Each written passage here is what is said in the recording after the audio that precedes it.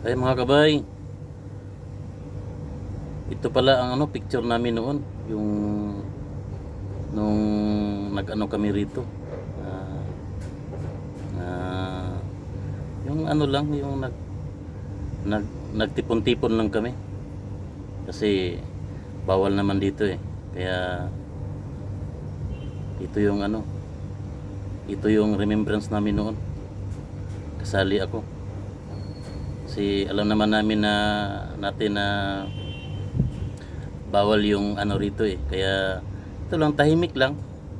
Pero at least pinakita namin ang suporta namin ni Tatay Digong, na kahit papaano, kahit nasa malayo kami, sulit ang OFW. Kaya mga kabay, lagi nating tatandaan na may isang taong napakalaki ng nagawa niya sa Pilipinas para sa atin.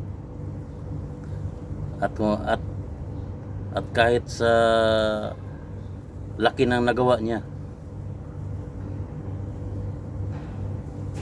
andoon siya ngayon,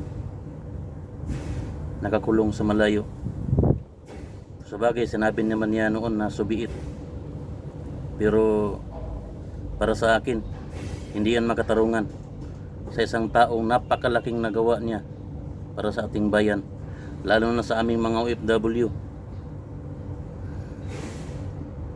Ilang mga kababayan natin na nagkaroon ng problema sa ibang bansa, pinilit niyang iuwi.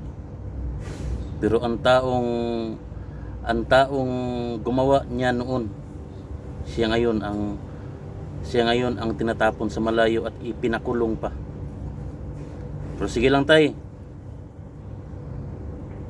hindi ka namin makakalimutan kailanman. Lagi mong tandaan, andito lang kami. At lagi mong tandaan, Tatay Digong, Pilipinas, Duterte pa rin.